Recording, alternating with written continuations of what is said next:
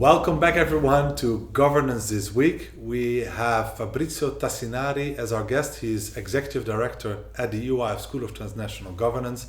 And we're looking at what is happening in Italy this week in terms of ambiguous positions on the war in Ukraine, migration, and a new leader at the helm of the Partito Democratico. Fabrizio, good to have you here. Thanks for having me, Roland. Fabrizio, let's start with the war in Ukraine. Silvio Berlusconi embarrassed Prime Minister Giorgia Meloni as she visited President Zelensky in Kiev.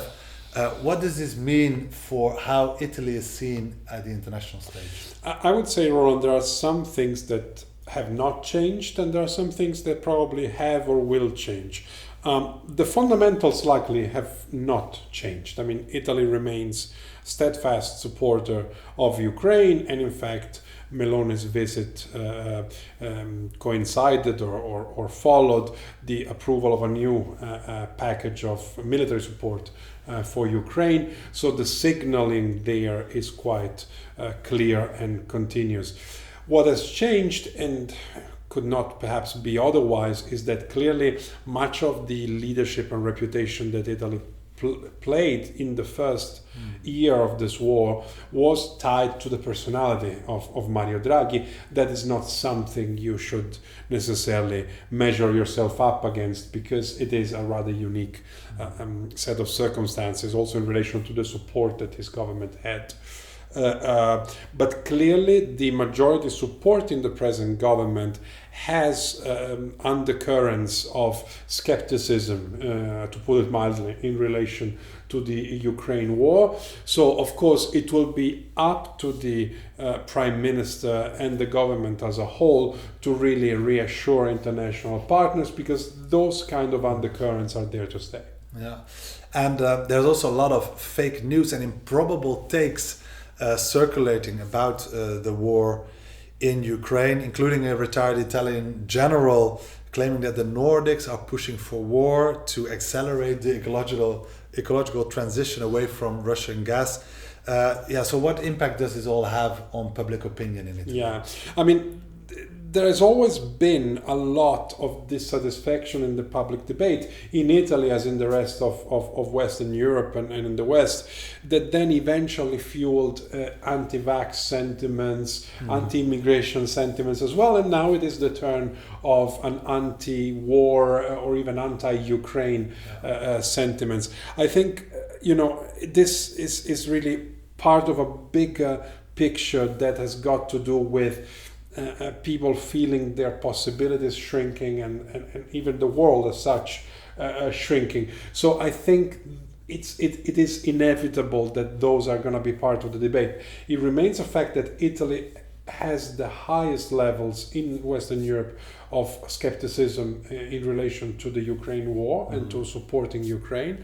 And even if overall the population is in favor, which is actually comforting, we need to continue a work and operation of information and even demining, political demining of some of these facts, because those instances of disinformation will obviously be exploited in the political debate. Yeah. You already mentioned the issue of migration, another topic that really divides public opinion. And unfortunately, last weekend we witnessed another tragedy at sea. A vessel broke down near the coast of Crotone in southern Italy. Dozens of people, including children, died. Immediately after, the Meloni's government announced tighter rules regarding rescues at sea.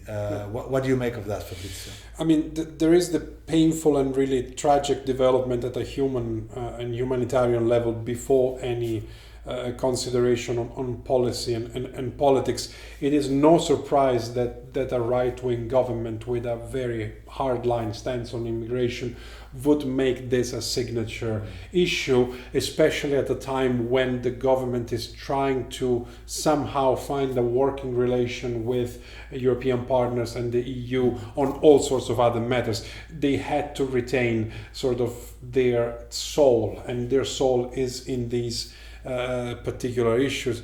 Now, the regulation that was passed in relation to rescue missions and rescue vessels preceded, in fact, this tragedy, and I'm afraid it is likely to prelude to other similar situations in the future. I mean, clearly this is part and parcel of a domestic political signaling that the government wants to send. At the same time, we also have to register that since COVID-19, there has been again an uptick in arrivals. So this is a coincidence of facts and of events that doesn't bode well for the future, I'm afraid. Yeah. There was a lot of talk in Italy about the election of a new leader at the Partito Democratico, the center-left party in Italy. Quite a historical moment because we have Giorgia Meloni, first female PM, and now we also have a woman leading the Partito Democratico, Elly Schlein. Fabrizio, tell us, who is she, and can we expect a comeback of the Partito Democratico that is, of course, at the moment in opposition? Yes, no, this victory has been a surprise for some, at least to the extent that the new secretary of the party, Elly Schlein, is was not coming from the party cadre to start with. At the same time, in retrospect, if you think about it, the present coalition and the present government coalition has been in opposition for 8 of the past 10 years. So there was a really long period in which in fact the present prime minister was in the opposition, which now led to the development that we know. And if you want to draw a parallel, the Partito Democratico has been part of the government for 8 of the past 10 years. So now we are essentially seeing a complete rejuvenation of the ruling group inside the party, as well also a move towards the left on certain substantial issues. So clearly there is a move towards radicalism on issues such as civil rights, climate, foreign policy perhaps, vis-a-vis the more reformist wing of the party.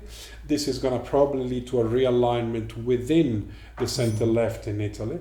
But it will be interesting to see whether this will lead to the creation of a more coherent, perhaps, opposition in Italy as a whole. Yeah, I assume that it won't be an easy task for Schlein to unite the party. You have referred to the different sides of the party.